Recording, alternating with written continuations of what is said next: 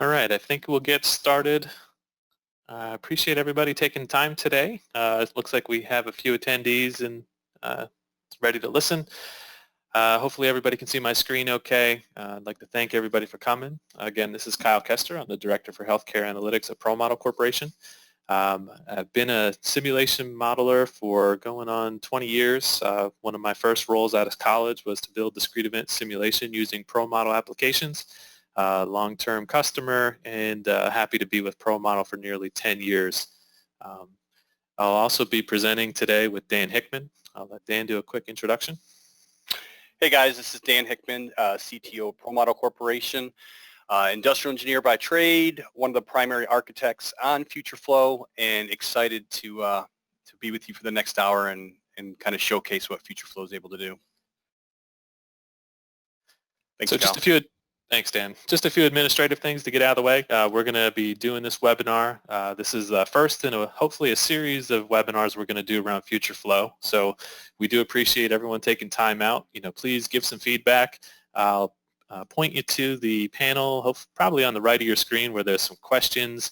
If you have any questions at any time, please feel free to ask the questions.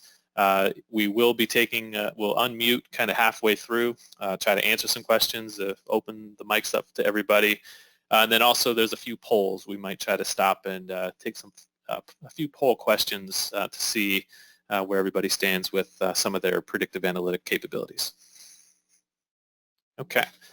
That being said, let me get into it here. Again, this is our webinar where we're going to be discussing how customers have used and possibilities to use FutureFlow for doing certain things like planning for COVID-19 and the flu season with your hospital's digital twin. So a few things we're going to get through today is discussing the agenda here. Dan and I are going to be splitting this up like I mentioned. So the first part I'm going to talk more about the FutureFlow approach. We're going to define the digital twin, some of the key hospital system dynamics. We're also going to talk about the what-if scenario analysis and some of the inputs that you could put in there, maybe some of the reports and insights that you can glean from those reports. At that point, we'll do a quick poll and open the mics up, and then I'll turn it over to Dan. He has some of the scenarios prepared around COVID-19, flu season, to be able to show how we could affect some of the changes with the seasonal mixes of summer versus flu, adjust some of the daily admits and trends, and also look at things like length of stay and the patient flow dynamics. So the first thing we want to get out of the way is just defining the digital twin. If it's a new concept for everybody, what we're really trying to do with this is take your physical hospital, put it into a virtual environment where we could then adjust and impact just about anything within the four walls of your hospital. So really this section is intended for anyone in a hospital who would benefit, whether it's a patient placement nurse or the COO or the CEO. You can get a whole bunch of operational decisions out of this, the day-to-day, the near-term, +4, +8, +12 hours from now, all the way to some of the more strategic analysis. So the digital twin, we're explaining this because when you create this type of model, you'll have the confidence that FutureFlow can generate predictions that you could trust, and it's also our approach is really what makes us different. I have on here that we model every patient, and just as important as the patient is inside your hospitals, it's important for our model as well. The patient is modeled as they would be flowing through the hospital, and then we roll that up into the units and beyond so that we can understand the system dynamics as well, and I'll get into that in a moment. Just a couple slides here, and then I'll actually get into the tool, but very important to understand just from a modeling aspect and really different ways that customers and hospitals can approach the different prediction capabilities. Really plays to the strengths of what ProModel is as a company and what we are able to do, but as you increase the variability, the randomness in any type of process, and for a hospital it might be patient arrival patterns, length of stay, discharge patterns, you can do a lot within Excel. And then if you start to explore into the world of Monte Carlo simulations, you can answer a lot of questions as well. when you start to include interdependencies, shared resources such as nurses, EVS, doctors, again, if you were isolating just on those resources, some of the more linear programming models or mathematical models could be sufficient. But really, the combination of the variability with the interdependencies, and you get to that increasing complexity, is really where products that like ProModel has in discrete event simulation, and particularly our FutureFlow product, greatly succeed, just superior to some of the mathematical models and algorithms that may be more traditional in this space.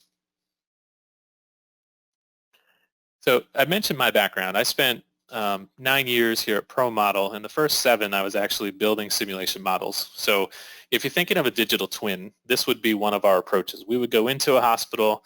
It's almost like you're tearing the roof off of all these floors, and you could peer into each of the different rooms and the units and understand how patients are going to flow.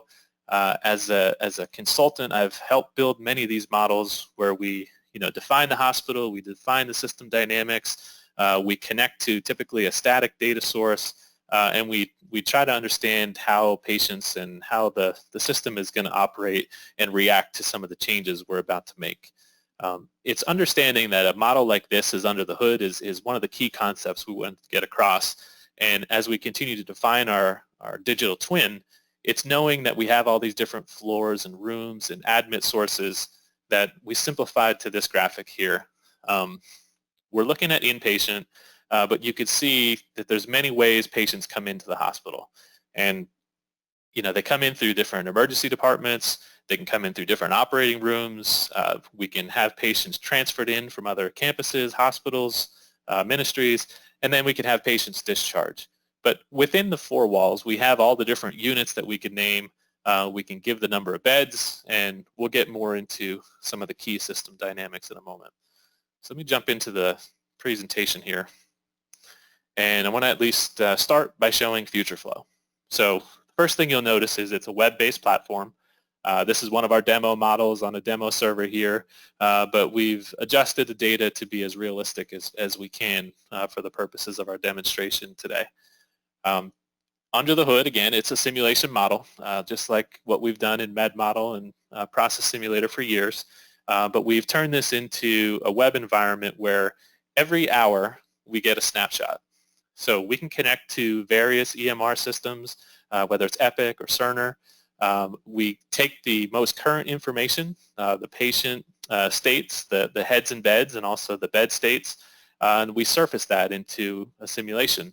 And what happens is every hour we expect that we can have the simulation run very rapidly so that it's continuously predicting and providing the most up-to-date, current, always ready model for your hospital professionals to use that information and make better decisions with. So what you're looking at is our dashboard. This is our landing page, and I'll show a couple things and continue to define our digital twin here. But our main dashboard card, our panel has a few different cards laid out. I'm not going to go through all these. I'm sure we're going to have future webinars, but the main one I'm going to at least point to today is around the census card.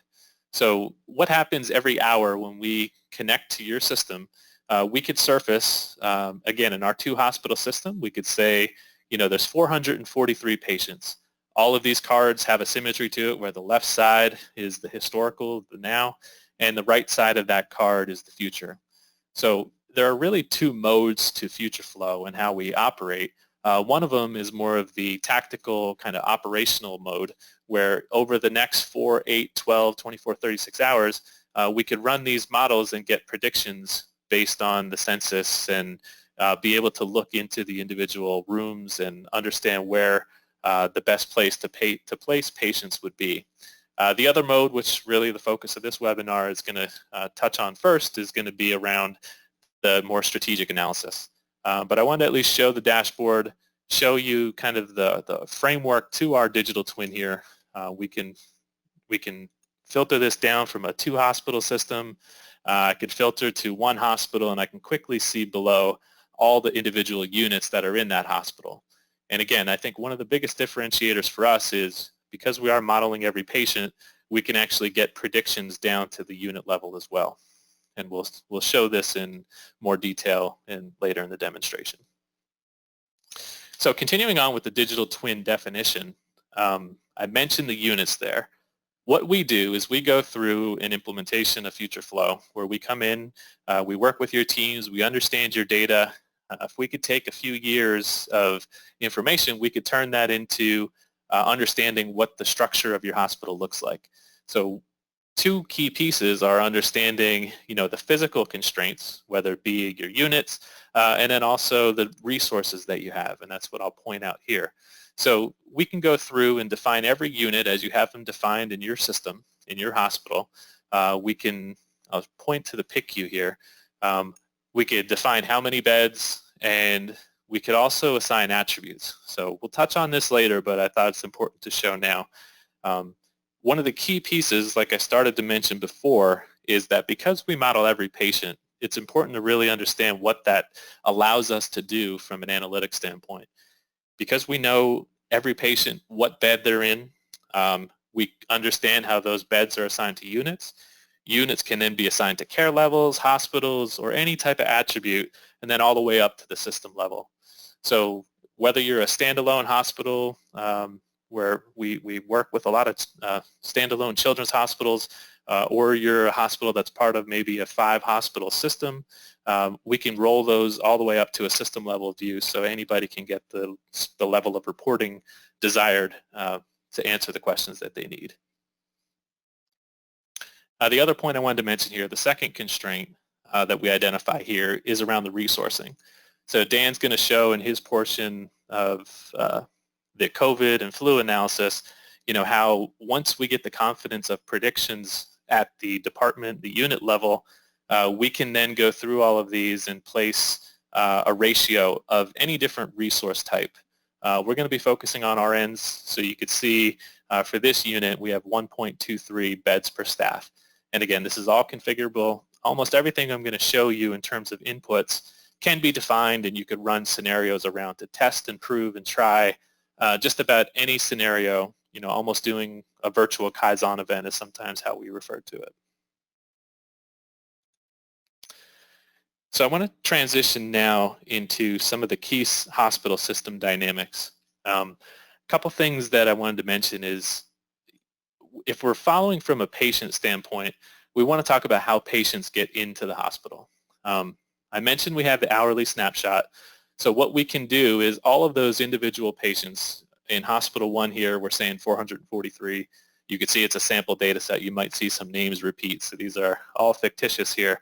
But all of these patients in our example are heads in beds. So we know that who actually came in, when they came in, what their desired path is, how long they've been here. We could surface a lot of this information.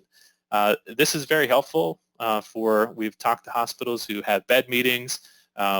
If you're a unit lead, you can come in here, you can actually filter down to your specific unit. You could see your individual patients and be able to provide the information around those types of decisions. The other types of patients that get into the hospital are virtual patients. So through our retrospective analysis, we go through and we understand in FutureFlow and can surface the information that your history shows. So if we wanted to bring in virtual patients, we can look at the admit sources. We can filter down to a single admit source, multiple. So I can click on all of these for hospital 1. Generally, we have 4 different admit sources per hospital: direct, emergent, OR, and transfer. And you can see the kind of patterns that you would introduce virtual patients into your system. So we know by day of week, we know by hour of day percentage when those patients would come into the hospital. And then what we do is when we introduce virtual patients, we also understand what the historical patterns look like in terms of case mix. So from a case mix standpoint, we assign a flow class, and you could see here, we're going to reference these 2 later, hospital medicine and critical care. So you get a feel for the type of patients and the mix of patients as they're coming into your hospital. So every time a new patient comes in, they randomly sample from this pie chart here, so we know what type of patient we're going to enter into the hospital. what this allows us to do is really understand how they're going to navigate through the hospital. And I'm telling you all this to build confidence in, if we can make patients react as if they were in real life based on your historical information, we could build accurate predictions and allow you to feel confident in the analysis that you're going to do going forward. So we've just talked about how patients get in as part of our digital twin and this hospital system dynamics. This part speaks a little bit to how they move. And how they move through the hospital, we use probabilistic routings as one approach. So probabilistic routings is a way for us to define in any one of those hospital services or flow classes, we can look at, your history and surface how many times a patient came in on hospital medicine, maybe through the direct admit source for hospital 1. What this is saying is 54% of the time, that patient is going to move to a unit of med-surg floor 2. The next night, what we'll do is the same kind of thing and understand that 62%, they're probably going to stay on that same path. And then maybe after the third day, when we look at that patient, we start to look at, now it's 60-40, there's a 40% chance that they'll discharge. So this allows us to take your history. Every patient is unique as they go through this solution. So this allows us to build that kind of length of stay based on your historical information. So we have patients, how they come in. We know now how they flow. We also have the system dynamics that show either how they transfer or maybe discharge. Again, we could surface the information of when your discharge orders were put in. We can have the patterns of when they were actually discharged, among other things that we could look at.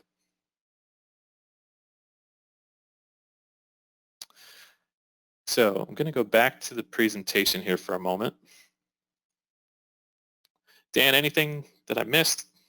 Anything to add? No, Kyle, I think that was good. Okay. So before I get into that, I came back to one piece. So once we know all the patients and how they flow through the hospital, now we can actually have our predictions. And as I mentioned on the very first dashboard here, we predict at the hourly level. And again, building confidence towards our predictions, we know that every hour when we get data into our system, we know that if we predicted 4 hours out, 4 hours from now, we're going to get a snapshot of what your census actually was, and all the way down to the unit level as well. So that allows us to be completely transparent in how good our predictions are as part of our, when we stand this tool up. FutureFlow has this type of report. You can quickly look at it and understand, all the data, but also we have this efficacy report that shows, this is showing the absolute % error, and this is very representative with our customers of how well the predictions are working. What we're showing here, I'm just showing the 3 plus 4, 8, and 12 hours. This is telling me that 50% of the predictions that we have from the plus 4 hour standpoint are within 1%, very tight. If you go all the way out here to the right, we're saying nearly all of our predictions are within, under 2%. I could turn these into absolute error, so they're actual patients, and you could see nearly a 500-bed system, or if that represents your hospital, we could be within a very tight range, within 4 patients. And, again, we could look at this either at the entire system, we can go down to the hospital level, or even go deeper into individual units as well. So I wanted to pause there, and if we can, I wanted to quickly take a poll. Pull this back over. And if you can, if you're in front of your computer watching this, I just want to quickly start 2 quick poll questions. First one being, do you use any type of hospital census prediction? Hopefully on your screen you see that pop up. Give it a moment. Looks like nearly 2/3 of you have voted, 3/4 have voted. Give it another few seconds. Do 30 seconds on each one of these poll questions here. I'll close it out right now, and hopefully you'll see the response. Dan, are you seeing it? Steve? Yep, I see 70% said yes, 30% said no. Okay. For the total hospital census. Yes. So that's great. I appreciate the feedback on that. Let me see if we can do a second poll question here. Hide that one. Oops. So the second question we wanted to ask was, do you use any type of census predictor for individual department levels? So I'm going to launch this one. We'll take another quick 30 seconds. So again, this one being not just at the hospital level, but again, one of the strengths we feel at FutureFlow is being able to predict census at the individual unit level as well.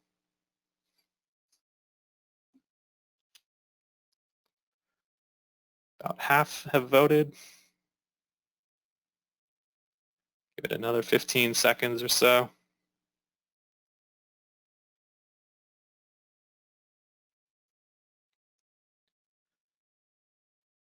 All right.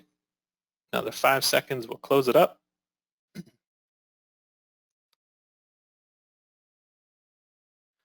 So close this one, and I'm going to share. So if you're seeing this, 75% of you have voted that no, you are not using the census predictions at the unit level. And again, we do feel that this was a big gap when we've talked to early customers, and we do feel it is a major strength of our tools and our capabilities. Just earlier today, we were on a call with a customer, and we're looking at renovating one of their units, and they were asking how can they move patients around, and we're looking at that 200 plus days out and being able to show what their census would look like historically, and plays very well into what Dan is going to show later as well. So thank you everybody for the poll questions. I'm going to get back to the presentation here. Dan, are you seeing my slides again? Just as a check. Yep, I see self-service what-if scenario analysis. Yep. All right, so I'm about to turn it over to Dan, but I wanted to quickly just get through this slide and one more view on FutureFlow. So really laying the groundwork for what Dan's about to walk through.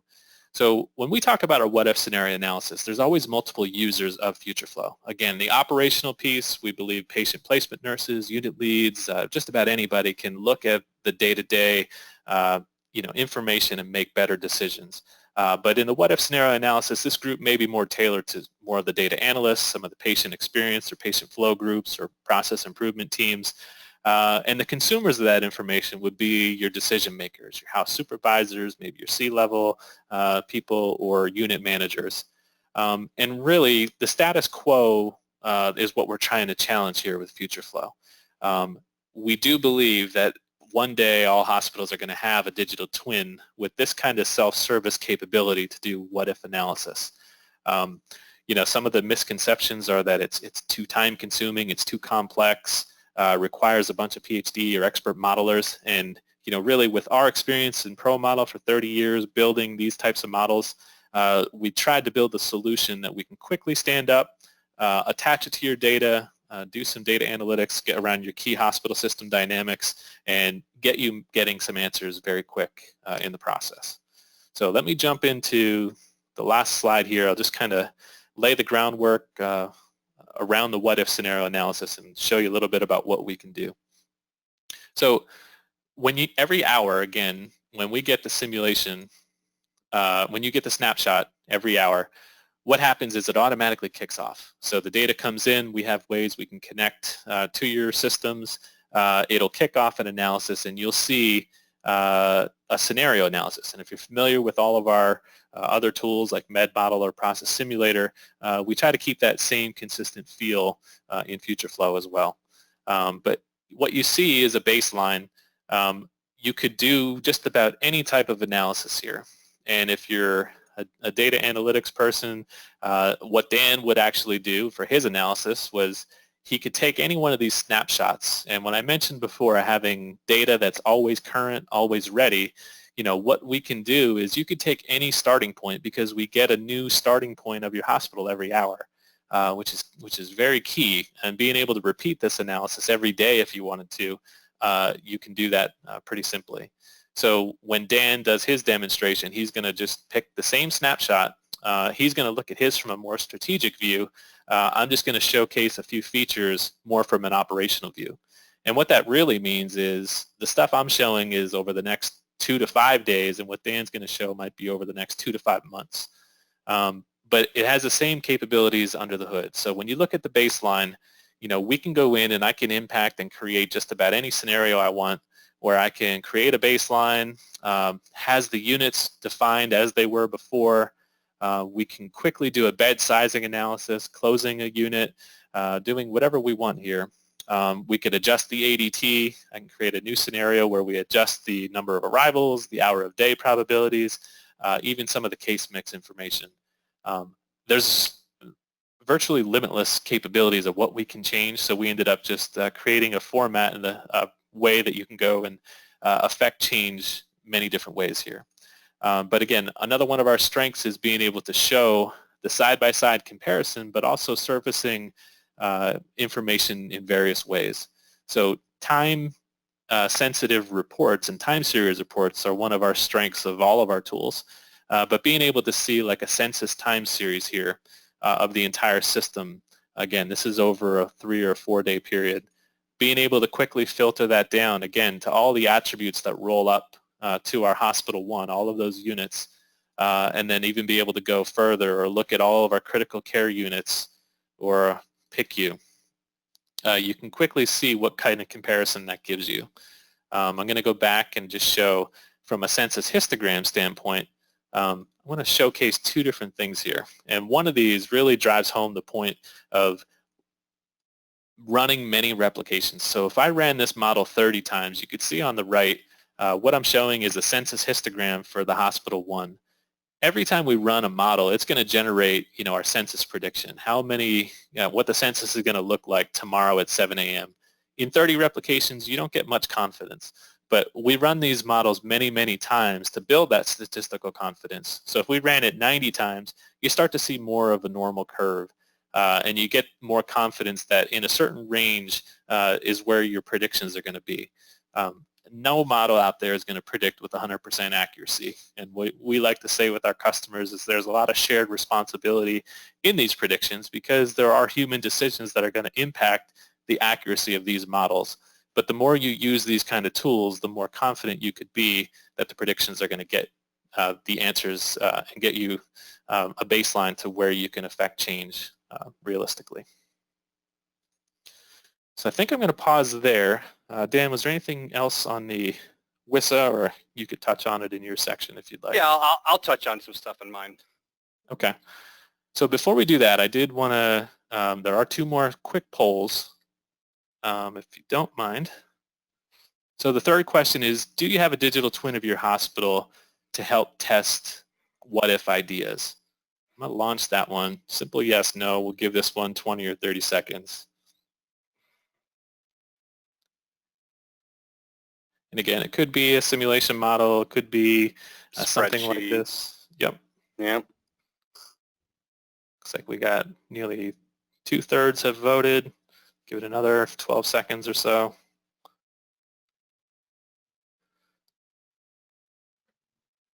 Another 5 seconds. All right. So interestingly, yeah, there's, share this. Hopefully you could see that. About 57% said yes. So, it's great. We're all here for the same purpose. We want better patient care, better, patient outcomes. So happy to hear that, half of you have it. The other half, we'd be happy to work with you. So everybody we'd be happy to work with. I think everybody can benefit from this tool. So I'm going to hide that one. Then the last one is more of a multiple choice question here. What are your biggest concerns for the upcoming flu season? This transitions into Dan's part of the presentation. So I think you can select one. Hopefully you're seeing that. Is it capacity issues? Is it not enough patients? Insufficient staff? Access to PPE?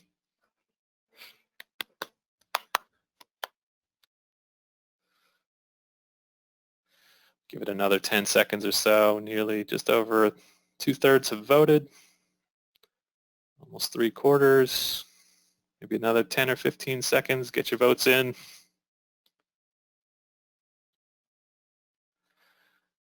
Five more seconds. And we'll close it there. So thank you, everybody. I'll share this. 80% have said capacity issues due to flu and COVID.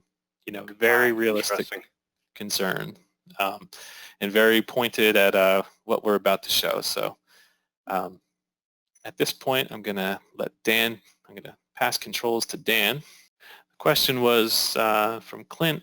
Could you briefly explain how you make predictions with simulation? You want me to take it or you? Go ahead, Dan. Go ahead. All right. So Kyle did a good job of trying to break this down with the digital twin. But I mean, basically we use discrete event simulation. So when we build our model, real life has units. We're going to have a unit in a virtual unit.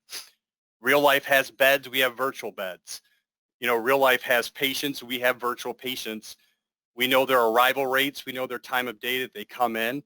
So we are basically, think of it almost like a little video game where we are modeling at each individual patients. We start with a snapshot. That's the language we've chosen to use, which is named folks that are in the hospital right now.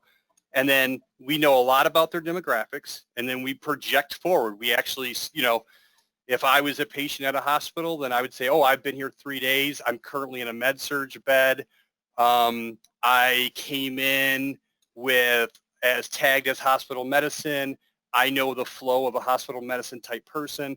I'll flow through the hospital, but I'm going to have to compete for limited beds and everything that's limited like in real life. That's my take on it. We try to make a virtual version of the hospital. Hopefully that answers it. Time permitting at the end, or maybe even offline, if that wasn't satisfactory, let's hook up and I can give you a lengthier explanation. All right, Dan, that seemed to be the only question. I think we can open the mics up at the end, like you said, but I think it's good for you to transition into the topic here. Okay. So I'm Dan Hickman, CTO of ProModel Corporation. Happy to share with you this use case. And I want to say that what follows is a retelling. It's the spirit of something that we've done. And it's modeled after a real life thing, but we actually did it a lot more intense than what I'm about to show you. And hopefully at the end when we unmic, you guys will have great questions to get a little more intense than what I'm showing you. By the end of it, if I was successful, then I think that I want you to be convinced that having a digital twin that's already been validated, that's already fed directly to your data system, is valuable to have all the time, because you never know when something urgent's going to hit and you need a quick decision. You don't have the time to go and build the model and extract the data and all that stuff. So just having it ready is very valuable. I want to show you just some of the scenario capability that we have. We're always listening to our customers and trying to think of additional things that we could be doing, the levers that you can manipulate. And then we want you to understand that this is not a replacement for those intuition and that institutional knowledge that you have. We're just trying to complement it. We're just trying to give you another data point to say, oh, I thought that this would happen. Maybe something, maybe the simulation doesn't prove it. Maybe it validates your idea. And there's only about 5 slides here. So, and I'll get all heavy into demo. So planning for COVID flu, I'll set the stage by saying that we wanted to use FutureFlow to predict future census down to the department level and staffing against 3 possible future looks at the hospital. Because when COVID was hitting, we didn't have a lot of information. So the best we could do is kind of go high, medium, low. That high, medium, low, it was a mix of the patient flow team that we were working with, but also historical data. So it's like, what did 2019 look like? What did the last 6 weeks look like? And where are we trending right now? And we could make high, medium, and low of that. It could have been 5 versions of it. It could have been 10. But just for this webinar, I'm going to keep it simple at just 3.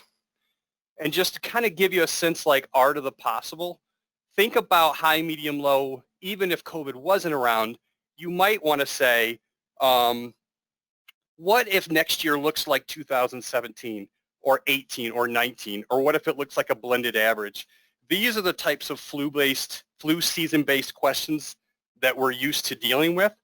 And so it's a little, yes, COVID's a big part of this, but it's not necessarily, there's a more general purpose use case here. Also think about high could be whether we do virtual or in-person school, and low might be the virtual, and high might be, there's some things that you can tie that to. So the data, Kyle's shown a little bit of it, but I wanted to break it down a little more. We are dealing with a system of 2 hospitals, 4 admission sources per hospital, ED, OR, transfer, and directed each, 480 total beds. Hospital 1's the bigger of the 2. 16 care levels. Kyle didn't get into it, but care levels are the decisions that it's our way of capturing the decision-making process of a patient comes in and needs this level of care. What units would provide that level of care? All the business rules in there. There's 16 of them in this demo data set. And then 34 service flow classes. And that's just our way of cohorting all the patients. And what we do is we look for historical patterns that have similar flow and length of stay. And just for this webinar, we're going to say that we did 34 of those. Okay, and gives you the, Kyle did a good demo on the probabilistic routing tree. So the requirements for the analysis was repeatability was a big deal because every day new insights were coming in. So you wanted repeatability, right? So as new data came in, we might want to run it again tomorrow and run it again the next day, and run it again the next day. So we wanted this to be very repeatable. I think it's important to understand that COVID is greater, its impact on a hospital is greater than just folks getting COVID. When COVID hit, the elective surgeries went way down. People were scared to go to the ED, so ED arrivals went down. And, people are wearing masks, so quantity of flu might be going down. So there's a bigger impact to COVID than just folks getting it. So what we wanted the ability to do in our scenarios is easily test different versions of service mix and those daily admits. One key thing about a strategic scenario, Kyle showed that earlier where he was more focused on operational, but this we're showing strategic. If you're running for 290 days, which is what I'm about to show you, the hospital system dynamics will change within that 290 days. I call it the big 3. 3 of them are pretty big, and one of them is case mix. That's the types of patients that are coming in. So we needed the ability to activate different case mixes over time, and the ability also to say that the quantity of admits will change. And then we needed to predict down to the department unit level, because one of the key insights was what will our staffing requirements need? And staffing is more accurately generated from department level census. And then give me something easy where I can just compare and contrast scenarios. So before we get into the demo, I want to say there's 3 scenarios where we have 2 varieties of them. So a total of 6, a high, medium, and low. What I'm trying to show you here so that it doesn't get too confusing when we get inside the application is yes, there's lots of different things. What are the key changes? From the medium perspective, basically we were testing through December through March, give them a different case mix, and then have a baseline assumption for what daily arrivals are, primarily focused on ED. Whereas on the high side, we're going to bump that up a little bit. On the low, we're going to lower that down a little bit. All right. Here's a graphical view of what this looks like over time. This is 290 days. So you can see in the upper left here where my mouse is moving, that's the summer months. That has a certain case mix. Then we're going to shift over to a concept that we learned from our customer called the shoulder, which is, it's starting to morph a little bit. And then we get into the, it's morphing away into the respiratory season. Then that's a little bit of a different look to it. And then finally we'll hit flu, which in this case we're going to be as December through end of March. And we have three, we're going to try high, medium, or low. The biggest difference between these is the quantity of critical care patients and hospital medicine. All right, so let me bump out of that. Okay, so I'm back inside FutureFlow. I'm in the WISA, which is what Kyle started out with, the what if scenario analysis. Here are my 6 different scenarios. I already created them. And I want to take you through a 290-day simulation, compare and contrast scenarios. So the first thing, census is one of our sweet spots. We're in the census time series. I'm going to start with the entire system, and I've only selected the low scenario and the high. As I talk, I'm going to be, switching some of these up so we can show kind of the difference. If you look at the whole system here, the orange is the high and the purple is the low. I'll add medium into it, and that kind of sandwiches itself right in the middle. So the only thing we really changed, we slightly changed the admission quantities, but the biggest impact really is that case mix being activated over time, a little more high hospital medicine and a little more critical care. They have a certain flow to them that is different than other types. Their length of stay is different. And so, that kind of plays out with a higher census because they're staying around longer, higher demand place in the hospital. What I'm going to do now is I'm just going to look at Hospital 1. So we're starting to drill down.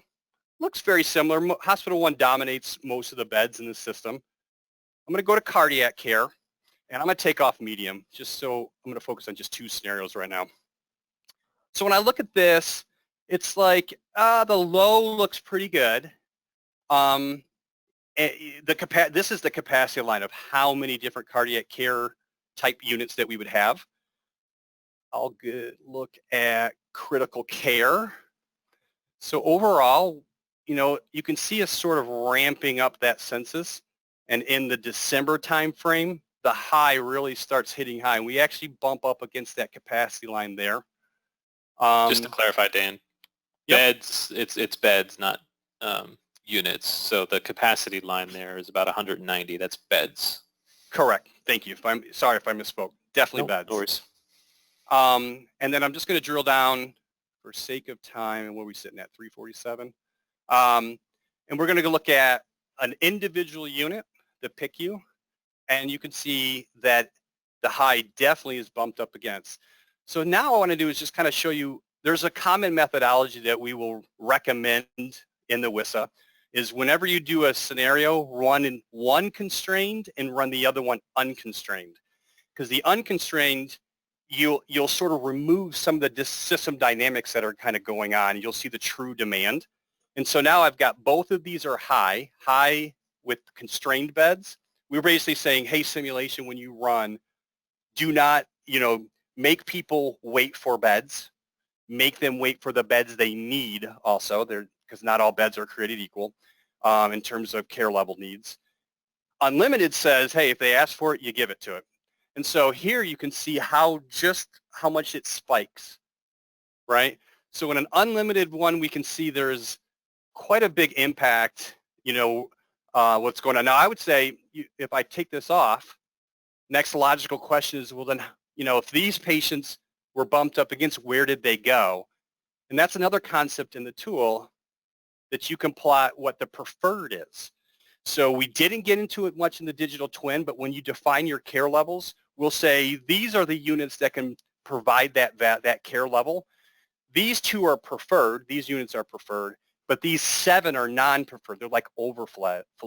So when times get busy and the 2 preferred units are filled, then patients will go to the non-preferred area. And we can plot that over time. So one of the objectives might be to maximize your preferred placement. Might be impossible, but to make it 100%, but you're always trying to minimize, the number, the percent in a non-preferred bed. So you can see here in the high, the brownish is preferred and the orange is the total. So the gap between these two is how many patients are in a non-preferred bed. These are patients inside here in a non-preferred area. Keep going. So census is a big deal. So I've already showed you one of the requirements was to predict down to the unit level. The other requirement is make it repeatable. So you can schedule these scenarios to be ran every single day, every once a week. You can kind of configure it to repeat itself based upon the latest information. You can also break the census down. There's different ways you can do a stack by. I'm quickly just going to show you here. This is census stacked by flow class, which is service. So you can see this gets right to the heart of what Kyle was talking about. We actually do model the patients. They have attributes just like real life, and you can see them coming in over time. And I know I am running late on time. Kyle, I'm going to go a little faster, buddy, if you don't mind. So the other thing we can look at is arrivals. A big decision-making chart. Some of these charts are more diagnostic in nature, and some of them are like what you'd actually use to make a decision. Holds is one of those big decision-making metrics, because we can say, all right, I can compare high versus low in terms of quantity of holds, which defined here is how long did they have to wait for their first bed. The green is the low demand, is the low scenario, and the red is the high. So you can see quite a big difference. I can drill down to each individual admission source. So here's direct hospital. Low's not seeing much of a problem. Direct hospital 2. Here's your ED for hospital 1. Big difference between high versus low. So these are, so basically there's with the high, you get a long boarding times to get into hospital. Hospitals are always trying to minimize that. And then the final one, for sake of time, I'm skipping a lot of reports, the staffing requirements. So basically, since we can track census, the quantity of patients that are in any unit at any given time over the 290-day simulation, and we know the relationship between beds and that unit and some staff, we can translate that into census-based staffing requirements. So here I'm comparing if real life translates into a high COVID flu season versus a low, what's the difference in my staffing needs, right? And for nurses, you can select different ones. I'll keep it just on nurses today. So you can see here, there's a pretty big gap there. So final thing. Go ahead, I'll just Kyle. add to that. Yeah, there's obviously a lot of capabilities here. And like even on the staffing, we're working with a customer right now that, we are running this exact analysis into next year. And, FutureFlow isn't going to give you every exact answer on how to solve the staffing question. But if we can tell you the requirement, what you can do is then have your teams work with, how do you accomplish that gap in staffing? Is it with overtime? Is it with travelers? Is it with, what other configurations and options that you can pick and choose? So, we can point to where, from a resource you might be short. Maybe for another webinar, we do have a PPE consumption capability as well. Again, layering on top of understanding that we can generate predictions, census-based predictions to the unit level. Anything we could relate to that, whether it's a resource, whether it's PPE consumption. I think it was a very hot topic for early on and could be again in the fall. So we do have that kind of capability as well to leverage our predictions at this level. So it's 3:50. We have 7 minutes. I'm going to wrap this up because I definitely want to unmute and see if there's any feedback. But I would say, what would be the next step? So part of this is high, medium, low. You're tracking. You think about every day new information comes in. New information means more history to bank on. You can see where you're trending. Let's say you're trending towards the medium. You then can use FutureFlow to go in and say, all right, my PICU hospital 1's a little, it's got too long of holding times. And now maybe another webinar we should do. How do I solve that problem? How do I identify, like, what if care level XYZ overflowed to unit. You can start changing some of the business rules up, and in the sizing of beds, reshuffling of beds, and see if you can try to make the operations look a little better. So, and kind of similar to that note, I'll just end it on this one as well. I think, obviously everybody created some type of isolation unit during this time. Being able to do that on the fly versus in a virtual application like this, we can make that a reality. We can create a virtual unit that is an isolation unit for COVID patients, and even adjust how patients flow into there. And hopefully you've seen through this demonstration that a lot of those controls are configurable and more of a self-service capability. We could work with you to make that happen so you could see it and better understand what the impacts of that are going to be. Yep. So, Dan, if nothing else, I think what I'd like to do is, I guess, first off, thank everybody for your attendance today. Looks like Gordon had a question. Uh-oh. Gordon, I know him well. All right, Gordon, hopefully you're unmuted now. Can you hear me? We can hear you. All right. I don't necessarily have so much a question, but I did want to say that so I'm Gordon Tubner from Children's Hospital, Colorado. We've been working with ProModel since late 2019. We brought them in specifically to do some short-term census predictions. When COVID hit, we quickly went to strategic modeling. Did some strategic modeling first for taking in a possible adult overflow when we thought that COVID may overwhelm the adult hospitals here in Colorado. And now we've kind of turned that to looking at, what is our staffing going to look like during flu season? We are, just like everybody else, limited in the number of N95s where we get, and so we're also looking at N95s from a PPE standpoint, and we're modeling that to see what kind of methods we need, our workflows we need to put into place so that we make sure that we have the PPE necessary to take care of our patients throughout the next 6 to 9 months. ProModel has been great to work with. We've done a lot of modeling. We have weekly meetings with our leadership to show the models. We are actually following one of ProModel's forecasts as it's the basis of our financial forecast, is the basis of our staffing forecasts. It's just during this time of not having great information or great insight to what's going to happen because of COVID, being able to model it based off what's currently happening and continuing to look at that has been a real benefit. That's very kind, Gordon. I really, really appreciate sharing that with everyone here. Go once. Go ahead, Dan. You could end it for us. Thank you, well, everybody. Thanks. I was just going to say, there's a lot of capability we didn't show. If you're at all intrigued and you have some technical questions, reach out to me, danh@promodel.com. And if I didn't satisfactorily answer some questions before, reach out to me, danh@promodel.com, and I'll get back with you right away, I promise. Yeah, and I'd agree. Same here. Kyle Kester. It's kkester@promodel.com. So thank you, everybody, for your time today. We do appreciate all the attendance, and you will get a copy of this video, I believe. So appreciate it, and we'll shut it down. Thank you all.